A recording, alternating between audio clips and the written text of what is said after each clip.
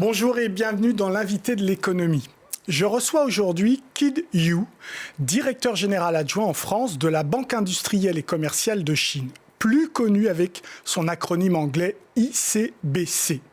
Monsieur Yu, vous êtes aussi membre du China Business Club, qui est un lieu de rencontre entre hommes d'affaires français et chinois. Et vous représentez, comme je l'ai dit, la banque ICBC. C'est qui cette banque qui est très importante?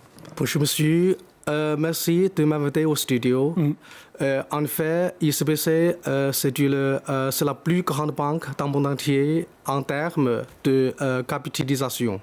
On a environ 250 milliards de dollars de valeur. En plus, on a une base clientèle très solide. On a environ 500 millions de clients de particuliers. On a environ 5 millions de clients professionnels. Enfin, en termes de profitabilité, chaque année, on gagne environ 40 milliards de dollars. D'accord. Alors, on a vu que vous êtes en gros le représentant de cette banque à Paris. On va voir un chiffre très général sur les investissements chinois dans le monde, là. Alors, l'année dernière, ça a été annoncé par le ministère du Commerce chinois. Ça a été 154 milliards d'euros, soit 52% de plus qu'en 2015. Qu'est-ce qui vous intéresse dans l'investissement à l'étranger ? Alors, maintenant, c'est la tendance, c'est la mondialisation. C'est-à-dire, chaque année, l'Europe importe des marchandises d'environ 350 milliards de dollars en Chine. Et la Chine importe aussi environ 200 milliards de dollars de biens en provenance de l'Europe. Ce que l'intéresse, c'est avant, la Chine s'est bien fermée. C'est-à-dire, on a fait déjà pas mal de choses en Chine domestique. Maintenant, c'est-à-dire, on a la modernisation, c'est-à-dire beaucoup de clients voudraient bien investir à l'étranger. Par exemple, on dit que maintenant le monde devient de plus en plus petit. C'est-à-dire, par exemple, l'investisseur asiatique investissent en Europe ou aux États-Unis. Les sociétés françaises ou américaines investissent dans le marché chinois.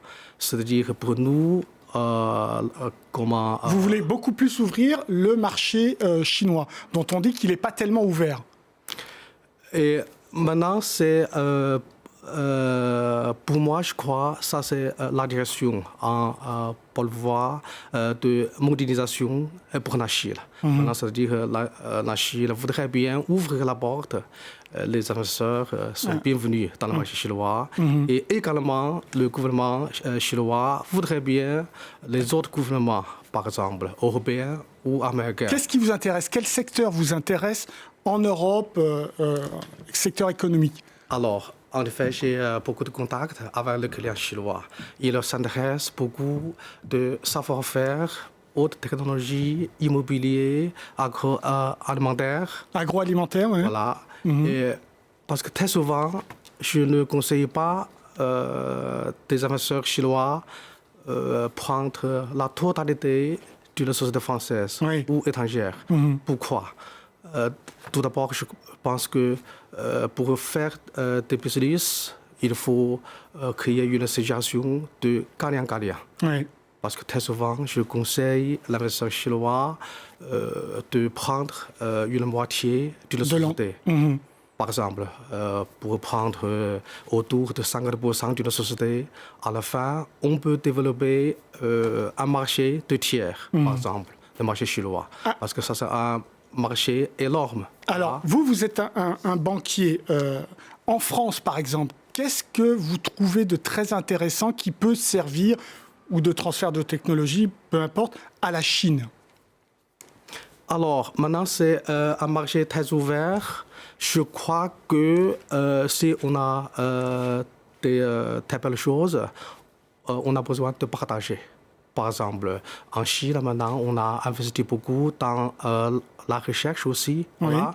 C'est-à-dire ça, c'est aux technologies, on partage, parce qu'on partage toutes les choses. Par exemple, savoir-faire et et le marché. Voilà.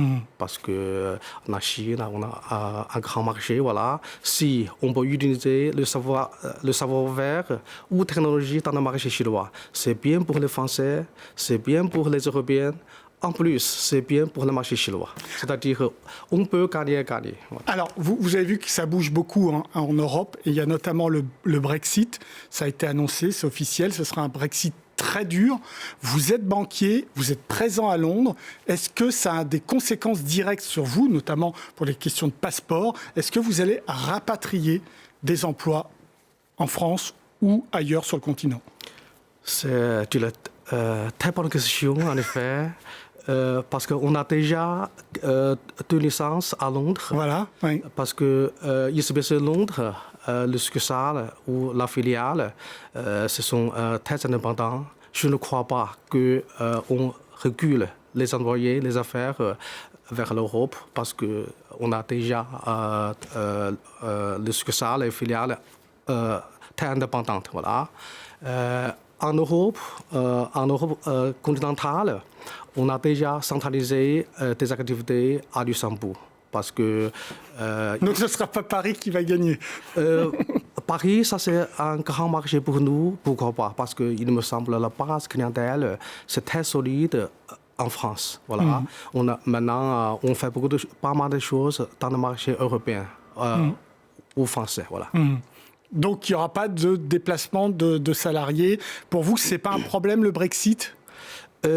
Ça, je crois, pour les affaires, pour ICBC à Londres, on a quelques impacts négatifs. Mais parce qu'on a déjà présence à Paris, c'est-à-dire pour nous, ICBC Paris, il n'y a pas beaucoup d'impacts très négatifs.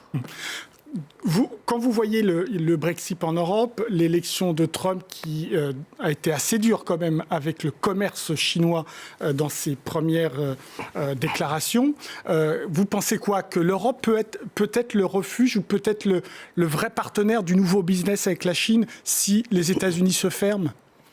Et c'est dommage parce que pendant les 2017, on a une situation économique incertaine. On a le nouveau président américain, voilà. Il me semble la porte sera un peu plus fermée aux États-Unis, mais je crois la direction de modernisation, c'est-à-dire la Chine.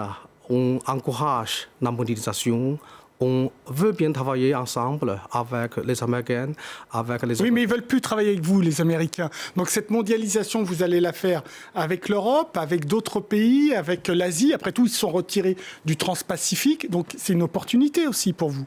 Et pour nous, c'est... parce que ça, c'est très commercial. Si, par exemple, on a quelques pays qui ferment la porte, peut-être les autres pays voudraient bien ouvrir la porte. Voilà. Peut-être ça, on dit que toutes les choses, il y a deux côtés, de bons côtés, de mauvais côtés. Voilà. Pour nous, on croit que peut-être on a des chances. Comment vous êtes accueillis en France par les hommes d'affaires? Est-ce que c'est la porte ouverte? Ils vous tendent les bras? Il me semble que ça, c'est un marché très ouvert. Il me semble que les investisseurs chinois sont bienvenus.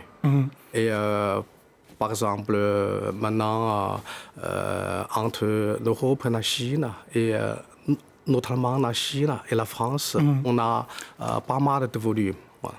En revanche, ça ne vous a pas échappé, la crispation avec l'Allemagne sur des dossiers comme Extron, sur des dossiers comme LEDVANCE, donc des pépites allemandes de technologie dont le gouvernement allemand a refusé la vente, in fine, à la Chine. Donc on sent quand même une crispation.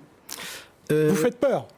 Ça, peur ou pas, ça, tout d'abord, je crois, ça c'est... je voudrais regretter parce que pour l'investisseur chinois ou les banques chinoises, nous sommes très commerciaux parce que si on a des bonnes choses, on partage, voilà. Enfin, on développe un marché énorme.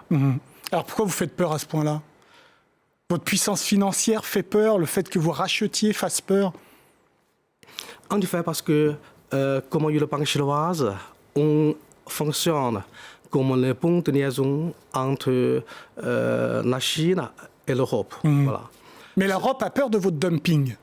Vous l'avez vu? C'est pas ça, parce que on finance les clients chinois, Oui. en même temps, on finance les clients européens. Aussi, on finance beaucoup, pas mal de clients français. Par exemple, presque toutes les grandes sociétés françaises dans le CAC 40 sont des clients de ICBC. Parce qu'ils ont besoin de la banque chinoise. Pour diversifier le pool de relations bancaires. Voilà, on peut aider les clients français à développer le marché en Chine. Mais vous comprenez aussi que vous faites peur à cause des problématiques de dumping. Les États-Unis se sont positionnés là-dessus avec d'énormes tarifs de douane et l'Europe est en train de réfléchir aussi là-dessus. En fait, désolé, je n'ai pas fait l'étude sur le dumping. Ouais. Mais pour moi, je crois, pour l'avenir, c'est la modernisation. Voilà. Oui. Vous laissez ouvert. Ça, c'est entre le gouvernement. Peut-être le gouvernement, il faut négocier quelles conditions il faut pousser la modernisation. La mondialisation. Merci beaucoup, Kid You. L'invité de l'économie, c'est terminé. Mais comme d'habitude, vous pouvez retrouver l'émission sur france24.com. Au revoir.